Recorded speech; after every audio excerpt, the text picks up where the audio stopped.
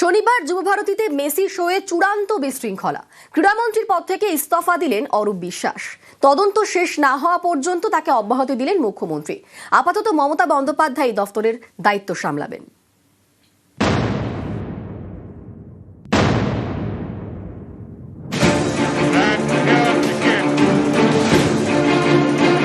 শনিবার যুবভারতীতে মেসি, প্রায় সারাক্ষণ তার পাশেই দেখা যায় ক্রীড়ামন্ত্রী অরূপ বিশ্বাসকে।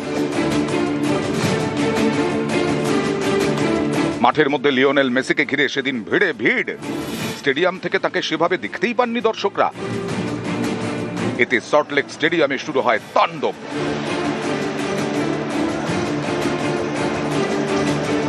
ক্রীড়ামন্ত্রীর বিরুদ্ধে অনেকেই ক্ষোভ উগড়ে দেন। পলিটিশিয়ান নিজে অরূপ বিশ্বাস এবং তার দলবলেরা আমাদের টাকার উপর বেস করে ওরা নিজেরা কাঁধে হাত দিয়ে থামবে। অরূপ বিশ্বাসকে বলুন সবার টাকা ফেরত দিতে। সবার টাকা অরূপ বিশ্বাস হায় হায়, অরূপ বিশ্বাস হায় হায়। শুধু মন্ত্রীরা ছিলেন না, মন্ত্রীদের ফ্যামিলিজরা ছিলেন। আর ফ্যামিলির একটা দুটো লোক না, ভর্তি ভর্তি ফ্যামিলি মেম্বার্স।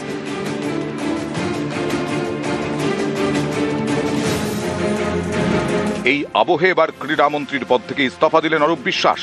মুখ্যমন্ত্রীকে দেওয়া চিঠিতে তিনি লিখেছেন, মেসির কলকাতা সফরে যুবভারতী ক্রীড়াঙ্গনে তৈরি পরিস্থিতির পরিপ্রেক্ষিতে তদন্ত কমিটি গঠন করা হয়েছে। নিরপেক্ষ তদন্তের স্বার্থে ক্রীড়ামন্ত্রী হিসেবে তিনি অব্যাহতি চাইছেন। অব্যাহতি চেয়ে অরূপ বিশ্বাসের আবেদন মঞ্জুর করেছেন মুখ্যমন্ত্রী। মমতা বন্দ্যোপাধ্যায় জানিয়েছেন, নিরপেক্ষ তদন্ত যতদিন চলবে ততদিন তিনি ক্রীড়া দফতরের দায়িত্বে থাকবেন। শনিবার মেসির শোয়ে চূড়ান্ত বিশৃঙ্খলা, এর দায় কার? উত্তর পেতে সেদিনই 3 সদস্যের তদন্ত কমিটি গঠন করে দেন মুখ্যমন্ত্রী। সেই কমিটি তাদের প্রাথমিক রিপোর্টে জানিয়েছে, উদ্যোক্তা পুলিশের পাশাপাশি গাফিলতি ছিল ক্রীড়া দফতরেরও। এরপরেই ক্রীড়া দফতরের প্রধান সচিবকে শোকজ করে রাজ্য। এই আবহেই ক্রীড়ামন্ত্রীর পদ থেকে ইস্তফা অরূপ বিশ্বাসের। নিউজ 18 বাংলা। মেসি শোয়ে বিশৃঙ্খলায় কড়া রাজ্য, সাসপেন্ড বিধাননগর পুলিশের ডিসি অনিশ সরকার। শোকজ করা হয়েছে বিধাননগরের পুলিশ কমিশনার মুকেশ কুমার এবং রাজ্য পুলিশের ডিজি রাজীব কুমারকে।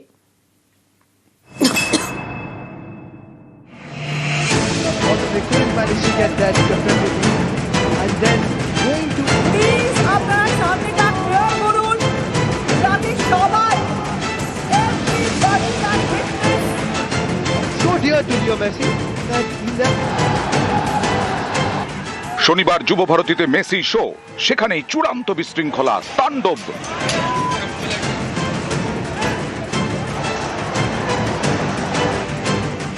এই ঘটনায় কড়া রাজ্য। মুখ্যমন্ত্রীর নির্দেশে শনিবারই তৈরি করা হয় 3 সদস্যের কমিটি। তারা প্রাথমিক রিপোর্ট জমা দিয়েছে নবান্নে।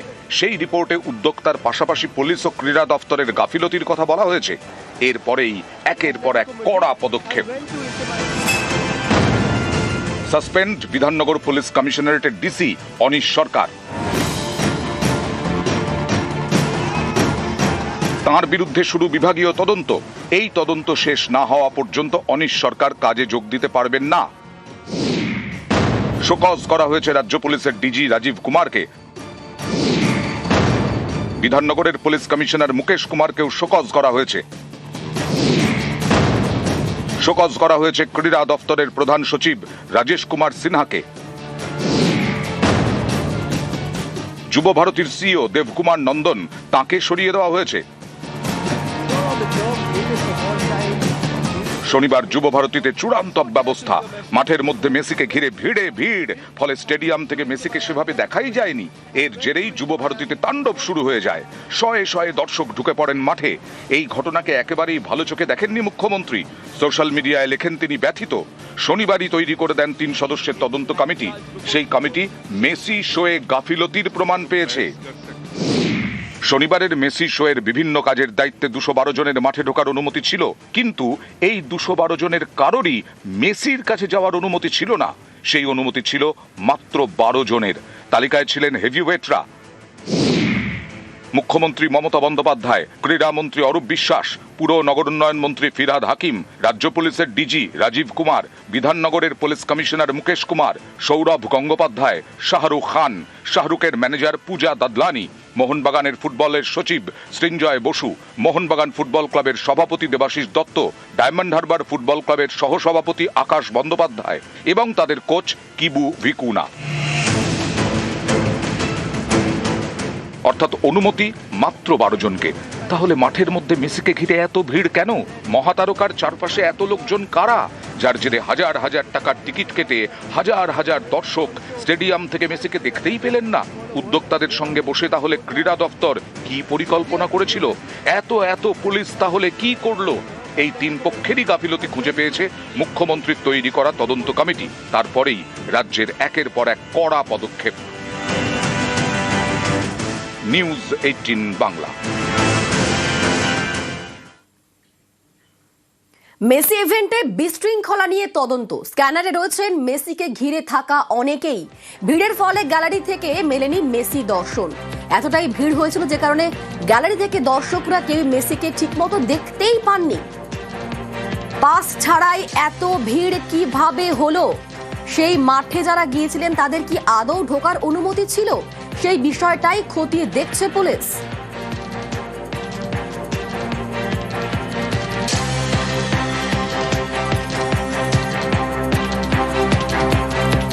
এই মুহূর্তে আমাদের সঙ্গে সরাসরি রয়েছেন প্রতিনিধি অনুপ। এত লোক পাস ছাড়া কিভাবে মাঠের মধ্যে গেলেন? একেবারে মেসিকে ঘিরে ধরলেন কার অনুমতিতে? এই বিষয়টা নিয়ে এখনো পর্যন্ত পুলিশের তরফে কি আপডেট পাচ্ছ তুমি?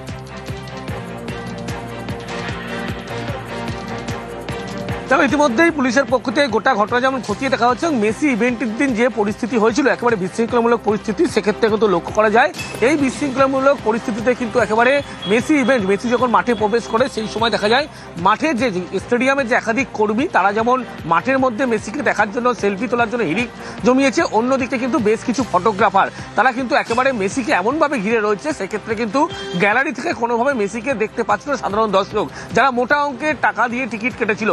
এক্ষেত্রে কিন্তু ইতিমধ্যেই বিধাননগর পুলিশের পক্ষ থেকে, গোয়েন্দা পুলিশের পক্ষ থেকে সেই সমস্ত ফুটেজ সংগ্রহ করা হচ্ছে তাদের, এবং একাধিক ফটোগ্রাফার যারা মাঠের মধ্যখানে যেখানে প্রবেশ আইন অনুযায়ী করা যায় না সেখানে কিভাবে ঢুকলো, কে তাদেরকে অনুমতি দিয়েছিল, কেন অনুমতি দিয়েছিলেন, তাহলে কোনো ছবি তোলার অনুমতি দিয়েছিলেন, এই সমস্ত তথ্য জানার জন্যই কিন্তু একাধিক ব্যক্তিকে ইতিমধ্যেই শনাক্ত করা হয়েছে। পরবর্তী ক্ষেত্রে কিন্তু তারা সিটের হাতে এই তথ্য যেমন তুলে দিচ্ছে, সিটের পক্ষ থেকে গোটা বিষয়টি দেখা হবে, কিন্তু পুলিশের পক্ষ থেকে তাদেরকে উপর নজর রাখা হয়েছে কারা কারা কোন ব্যক্তি মাঠের ভিতরে প্রবেশ করেছিল, ফটোগ্রাফাররা, এবং মেসিকে দেখতে না পেয়ে মূলত যে বিশৃঙ্খলামূলক পরিস্থিতি হয়েছিল সেখানে কিন্তু কারা উপস্থিত ছিলেন, কার অনুমতি ছিল এবং কেন মাঠে প্রবেশ করেছিলেন, এই বিষয় খতিয়ে দেখা হচ্ছে।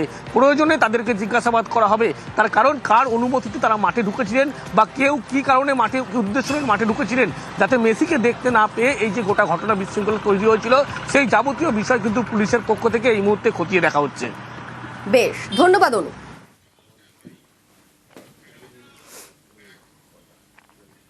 যুবভারতীতে ভাঙচুরে আরো গ্রেফতার। স্টেডিয়ামে ভাঙচুরে ধৃত রূপক মণ্ডল। বাইপাস লাগোয়া এলাকা থেকে গ্রেফতার করা হয় তাকে। রূপককে গ্রেফতার বিধাননগর দক্ষিণ থানার। যুবভারতীতে বিশৃঙ্খলায় গ্রেফতার মোট বেড়ে 6।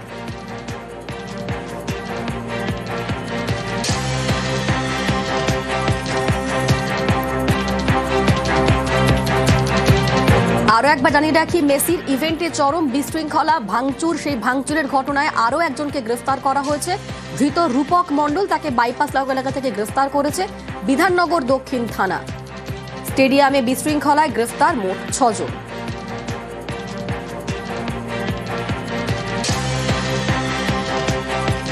জলশক্তি মন্ত্রকে তৃণমূল সাংসদরা। জলশক্তি মন্ত্রীর সঙ্গে দেখা করবেন তৃণমূল সাংসদরা। সিআর পাটিলের কাছে 10 সাংসদ। আপনাদের আরো একবার জানিয়ে রাখি, জলশক্তি মন্ত্রকে তৃণমূল সাংসদরা। দ্বিতীয়বার জলশক্তি মন্ত্রী সিআর পাটিলের কাছে যাবেন 10 সাংসদ।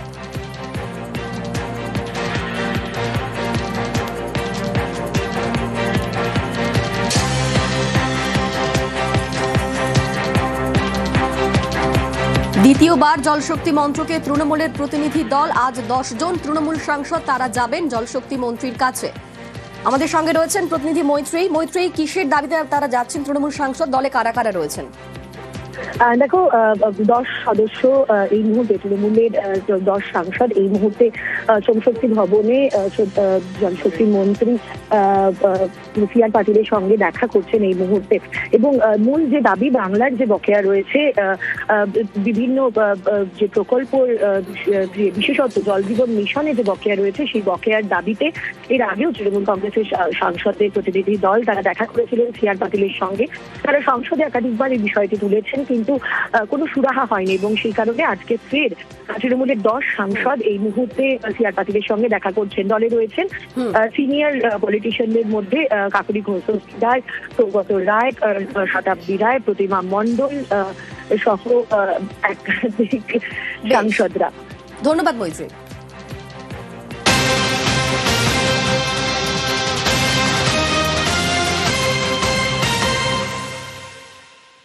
সংসদের শীত অধিবেশনে কেন্দ্রকে কোণঠাসায় কি কৌশল, সুর বাঁধতে দিল্লিতে অভিষেক। আজ সাংসদদের সঙ্গে বৈঠক, রাজ্যসভা লোকসভার সমন্বয়ের পাশাপাশি এসআইআর ই সিগারেট ইস্যুতে আলোচনার সম্ভাবনা। বাংলার বকেয়া নিয়েও রাজধানীতে ঝড় তোলার তোড়জোড়।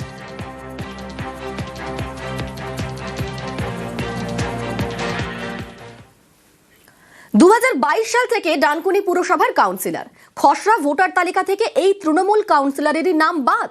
নাম বাদের কারণ হিসেবে লিস্টে লেখা তিনি মৃত। এর প্রতিবাদে নিজের সৎকার করতে শ্মশানে চলে গেলেন কাউন্সিলর। এ নিয়ে জেলা শাসকের কাছে রিপোর্ট তলব করেছে নির্বাচন কমিশন।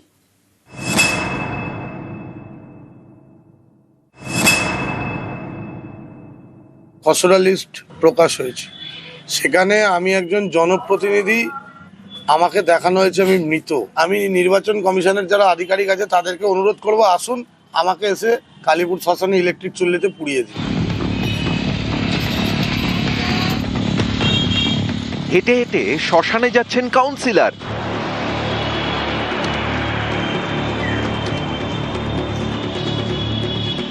তৃণমূল কাউন্সিলরের দাবি, নিজের সৎকার করতে তিনি নিজেই শ্মশানে গিয়েছেন। কালীপুর শ্মশানে এরা আমাকে নিয়ে এসছে, আর আমি নিজেও হেঁটে হেঁটে চলে এসেছি নিজের সৎকারের জন্য। আজকে খসড়া লিস্ট প্রকাশ হয়েছে, সেখানে আমি একজন জনপ্রতিনিধি, আমাকে দেখানো হয়েছে আমি মৃত। আমি নির্বাচন কমিশনের যারা আধিকারিক আছে তাদেরকে অনুরোধ করব, আসুন আমাকে এসে কালীপুর শ্মশানে ইলেকট্রিক চুল্লিতে পুড়িয়ে দিন।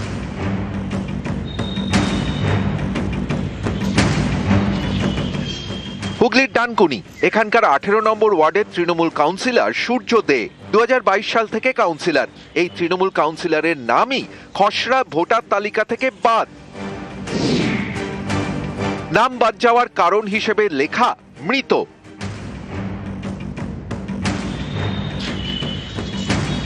মঙ্গলবার সকালে খসড়া ভোটার তালিকা প্রকাশ করে নির্বাচন কমিশন। সেখানে মৃতদের তালিকায় নিজের নাম দেখে প্রতিবাদ জানান কাউন্সিলর। কর্মীদের সঙ্গে নিয়ে পৌঁছে যান স্থানীয় শ্মশানে। কালীপুর শ্মশানে এরা আমাকে নিয়ে এসছে, আর আমি নিজেও হেঁটে হেঁটে চলে এসেছি নিজের সৎকারের জন্য। আজকে খসড়া লিস্ট প্রকাশ হয়েছে, সেখানে আমি একজন জনপ্রতিনিধি, আমাকে দেখানো হয়েছে আমি মৃত। তীব্র ধিক্কার জানাচ্ছি গণেশ কুমারকে। আমি নির্বাচন কমিশনের যারা আধিকারিক আছে তাদেরকে অনুরোধ করব, আসুন আমাকে এসে কালীপুর শ্মশানে ইলেকট্রিক চুল্লিতে পুড়িয়ে দিন। একজন জনপ্রতিনিধিকে আপনারা মৃত বলে দেখালেন, তাহলে এরকম সাধারণ মানুষকে আপনারা কিভাবে হ্যারাসমেন্ট করছেন? হুগলির ডানকুনি থেকে রানা কর্মকার, নিউজ 18 বাংলা।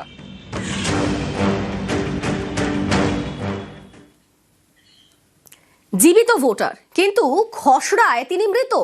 বাগডোগরা গান্ধী স্মৃতি প্রাথমিক বিদ্যালয়ের এই ঘটনা। জীবিত ভোটার শিবানী পাল, খসড়া তালিকায় তাকে মৃত বলে দেখানো হয়েছে। এই মুহূর্তে আমাদের সঙ্গে রয়েছেন প্রতিনিধি বিশ্বজিৎ। বিশ্বজিৎ, জীবিত ভোটার খসড়ায় কিভাবে মৃত, কি বলছেন বিএলও? দেখো, বিএলওর পক্ষ থেকে জানানো হয়েছে তিনি যখন তার লিস্ট অর্থাৎ এসআইআর এর সম্পূর্ণ লিস্ট সম্পূর্ণ করে যখন তিনি নির্বাচন কমিশনে পাঠান, সেই সময় এই মহিলা অর্থাৎ শিবানী, তার কিন্তু মৃত ভোটার হিসাবে দেখানো হয়নি। কিভাবে তাকে মৃত এই খসড়া তালিকায় এলো তা নিয়ে কিন্তু তিনিও হতবিম্ব। গোটা ঘটনায় তিনি নির্বাচন কমিশনে অভিযোগ জানাবেন বলে জানিয়েছেন। অন্যদিকে যাকে মৃত বলে দেখানো হয়েছে তার পরিবার এই ঘটনায় কার্যত আতঙ্কে ভুগছেন। একজন জীবিত মহিলা কিভাবে মৃত তালিকায় এলো, নির্বাচন কমিশন কিভাবে এই ভুল করতে পারলো তা নিয়ে কার্যত কিন্তু প্রশ্ন তুলতে শুরু করেছে তৃণমূল কংগ্রেস। তৃণমূল কংগ্রেসের পঞ্চায়েত সদস্য এবং প্রধানরা দাবি করছে যে আগে থেকেই নির্বাচন কমিশন এবং কেন্দ্রীয় সরকার বিভিন্নভাবে মানুষকে ভয় দেখানোর জন্য এই ধরনের কাজ করছে। তবে গোটা ঘটনায় তৃণমূল পথে নামবে এবং এই মহিলা কার্যত আতঙ্কিত। তিনি চাইছেন রীতিমতো আতঙ্কিত তিনি। ধন্যবাদ বিশ্বজিৎ। অনলাইনে আমরা একটু সার্চ করলাম, তো করে দেখলাম যে খসড়াটা বেরিয়েছে, কিন্তু আমাকে মৃত দেখানো হচ্ছে। কিন্তু আমি তো সুস্থ শরীরেই আছি, ফর্ম ফিল আপও করেছি, সব করছি। আতঙ্কে আমি আছি। অনেক মানুষের আমার মতোই ভোগান্তিটা হতে পারে, তো আমি চাই যে এটা যথাসাধ্য চেষ্টা করে সব আমার ঠিকঠাক করা হোক। এটা কিভাবে হলো সেটা তো ব্যাপার অ্যাকচুয়ালি আমি বুঝতে পারছি না কোথায় যে ফলটা হয়েছে। এর জন্য আমার যে হায়ার অথরিটিস আছে ওনাকে আমি জানাবো এবং এই ব্যাপারটা যেটা আছে ওটা ক্লিয়ার করার চেষ্টা করবো। হয়তো কোনো ফল্ট হয়ে যেতে পারে, কিন্তু আমার যে ডেড লিস্ট আপনাকে দেখালাম সেই ডেড লিস্টে ওনার নাম নেই। আমরা প্রথমেই বলেছিলাম যে এসআইআর করতে কোনো অসুবিধা নেই, এসআইআর করবেন। যারা বাদ দেওয়ার মতন নাম তাদেরকে আপনারা বাদ দিন, কিন্তু যারা জীবিত ভোটার তাদের নাম আপনারা বাদ দিতে পারেন না। এবং আমরা ইলেকশন কমিশনের কাছে জানতে চাইবো কেন জীবিত ভোটারের নাম এইভাবে বাদ দেওয়া হচ্ছে। একই ওয়ার্ডের দুটি পার্টি নাম, 15 বছর ধরে ওয়ার্ডের দুটি পার্টি নাম প্রাক্তন কাউন্সিলরের। ধূপগুড়ির এই ঘটনা প্রাক্তন কাউন্সিলরের বিরুদ্ধে ছাপ্পা ভোটের অভিযোগ উঠছে। আমাদের সঙ্গে রয়েছেন প্রতিনিধি রকি। অভিযোগ উঠছে ছাপ্পা ভোট, এটা নিয়ে প্রাক্তন কাউন্সিলর তিনি কি বলছেন, তার কি বক্তব্য? প্রথমে তোমাকে বলে রাখতে চাইবো, দেখো দীর্ঘ 15 বছর ধরে একই ওয়ার্ডের দুটি পার্টির নাম লিখে ভোট দেওয়ার অভিযোগ উঠেছে ধূপগুড়ি তৃণমূল কংগ্রেসের এক প্রাক্তন কাউন্সিলরের বিরুদ্ধে। ধূপগুড়ি 5 নম্বর ওয়ার্ডের প্রাক্তন কাউন্সিলর ববিতা রায়, তিনি দীর্ঘদিন ধরেই কিন্তু সেখানে বসবাস করেন এবং দুই জায়গাতেই তিনি ভোট দিচ্ছিলেন বলে, ছাপ্পা ভোট দিচ্ছিলেন বলে অভিযোগ করেছে বিজেপির তরফ থেকে। যদি এই ঘটনা প্রসঙ্গে যখন আমরা ববিতা রায়ের সঙ্গে কথা বলি, তিনি কিন্তু জানান যে কমিশনের গাফিলতি রয়েছে, কারণ আমি বারবার আমার নাম বাদ দেওয়ার জন্য আবেদন করেছিলাম, কিন্তু কোনো কারণবশত সেই নাম বাদ পড়েনি। এবং অপরদিকে দেখা যাচ্ছে যেখানে তার স্বামী যখন বক্তব্য দিচ্ছেন তিনি জানান যে তাদের নাকি জানাই ছিল না। আর এই ঘটনা প্রসঙ্গে কিন্তু রাজনৈতিক চর্চা শুরু হয়েছে, কারণ বিজেপি কিন্তু সুর চড়িয়েছে, কারণ জেনে বুঝেই একই এলাকায় দুটি বুথে তিনি ছাপ্পা ভোট দিয়ে গিয়েছেন বলে অভিযোগ করেছে। আর এই ঘটনা প্রসঙ্গে রীতিমতো রাজনৈতিক চর্চা গোটা এলাকায়। ধন্যবাদ রকি। আগে মধ্যপাড়ায় ছিলাম 80 ভাটে, এখন 81 ভাটে আসছে। কতদিন আগে এখানে এসছে? 14-15 বছর ধরে এখানে আছে। যে 15 বছর ধরে দু জায়গায় নাম ছিল, কেন কাটাননি? অনেকবার করছি, উপর লেভেল থেকে আসে নাই গাড়িটা। তো দু জায়গায় তো নাম ছিল, তোমরা দু জায়গায় ভোটার স্লিপ ইস্যু হতো না, একটাই দিতাম ভোট। আপনি একটা দিতেন, আরেকটা তো আপনার নামে অন্য কেউ দিতে পারে। 15 বছর ধরে নাম কাটা গেল না, আজকে হঠাৎ কেন? মানে এসআইআর হওয়ার একটা আতঙ্কে কি কাটলেন তড়িঘড়ি? একবার অ্যাপ্লাই করছি কাটার জন্য, কিন্তু কাটা পড়ে নাই। কার গাফিলতিতে? এখন কার জন্য সেটা তো আমি বলতে হবে। আমি এই বছরই বিএলও হিসেবে অ্যাপয়েন্টমেন্ট পেয়েছি, সুতরাং এর আগে উনি অ্যাপ্লাই করেছেন কিনা বা আগে কি হয়েছে সেই সম্পর্কে আমি কিছু বলতে পারবো না। আমি সার্ভে করতে গিয়ে ওনার কাছে আগে জানতে চাইছি যে আপনি কোন ওয়ার্ডে থাকতে চাচ্ছেন, তখন উনি আমাকে জানিয়েছেন যে আমি এখানে থাকতে যাবো এবং নির্বাচন কমিশনের নির্দেশ মতো ওনাকে আমি পার্মানেন্ট শিফটেড করে 181 পার্টি সম্ভবত উনি পার্মানেন্টলি শিফটেড হয়েছে। একটা মানুষ যে দু জায়গা ভোট দিতে পারে না, তাহলে ওদের পলিটিক্যাল ছিল না। যেখানে লোকসভা ভোটে ওখানে লিড দেয় বিজেপি, সেখানে দুটো ভোট দেয়, তাহলে পলিটিক্যাল বসে কি করে? এটা আমার প্রথম প্রশ্ন। এবং সে অনেকবার চেষ্টা করে সে নামটা কাটতে পারেনি, এবার সেটা ফর্ম ফিল আপ করেছে, এক জায়গায় নাম আছে এবং সেটা এর আগেও নাম কাটার জন্য সে অ্যাপ্লাই করেছিল। সে একটা জায়গায় বসবাস করতো, সেই বুথের মধ্যেই সে এখন হস্তান্তর হয়ে আরেক জায়গায় নিজের পার্মানেন্ট বাড়ি করেছে এবং সেই কারণে এটা ঘটনাটা ঘটেছে। তার দু জায়গায় নাম রয়েছে, স্বাভাবিকভাবে তিনিও অবশ্যই অবগত আছেন, থাকার পরেও তিনি ইচ্ছাকৃতভাবে এটা করেছেন। হয়তো নিজে একটা পার্টে ভোট দিয়েছেন, অন্যখানে হয়তো তার নামে অন্য ছাপ্পা ভোট দিয়েছে। তো এটির থেকে পরিষ্কার তিনি ভোট বাক্স বাড়ানোর জন্য তাহলে অবৈধভাবে ভোট দিচ্ছেন এবং তার বিরুদ্ধে প্রয়োজনীয় ব্যবস্থা গ্রহণ করা দরকার।